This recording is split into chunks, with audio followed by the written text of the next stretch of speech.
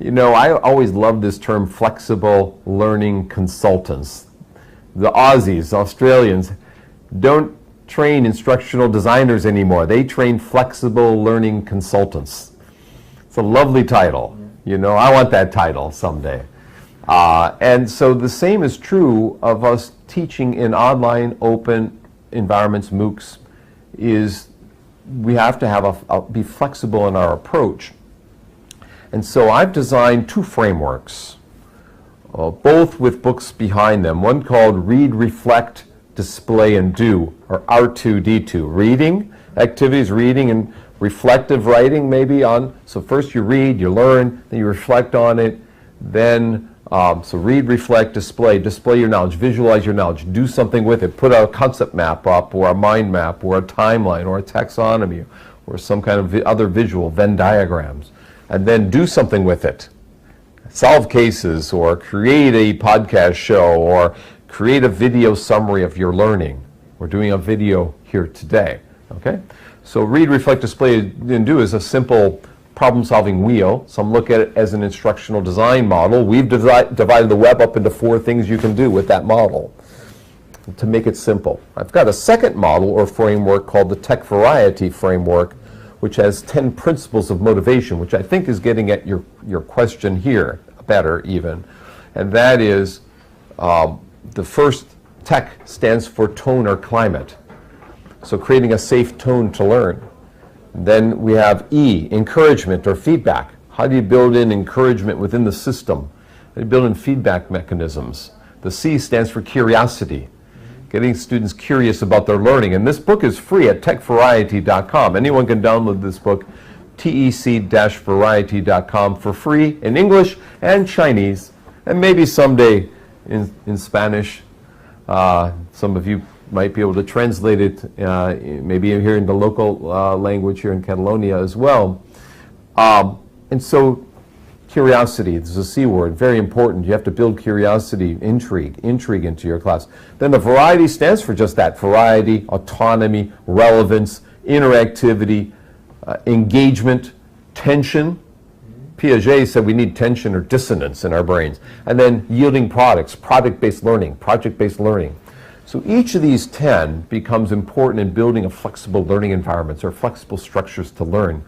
You don't need all 10. Actually, you don't need all 10 to have a successful class, but you need more than one. Finding that balance in a class.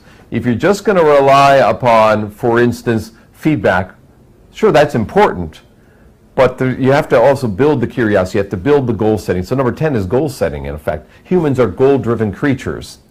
Some people think number 10 is the most important, goal setting, yielding products. Some think number 6 is the most important, autonomy, you know, having student autonomy. Other people think number 2 is the most important, feedback. I think number 1 in some ways is the most important, that's a tone or climate. You can't do anything else without a safe tone or climate, but they're all important. And finding that balance and that mix is in today's environment, today's world, finding when to build interactive and engaging tools that have goals built within them, that have some dissonance or debate, or the students don't know. If you don't know something and you're aware that you don't know something, that's metacognition, being meta-aware of what it is you know and don't know, and then going to the web, looking it up in Wikipedia, which some rely on as their first source, or some other website, some TED Talk, or whatever you're going to look up online.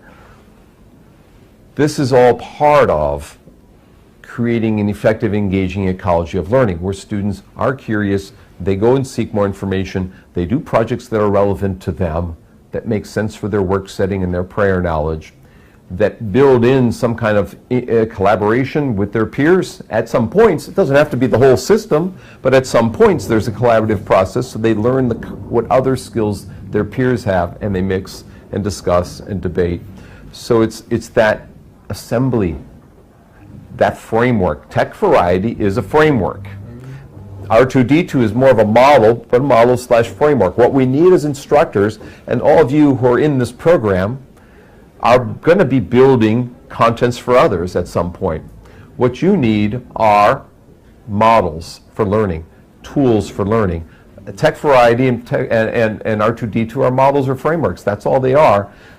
find other models, find other frameworks to build exciting, motivating, flexible learning environments out there to help more learners succeed. That's the goal, that's the mission, that's where you play a role as future instructional designers or learning department leaders, running teaching and learning centers, or managing or assessing, whatever it is. This is all part of your next role, your next step in life.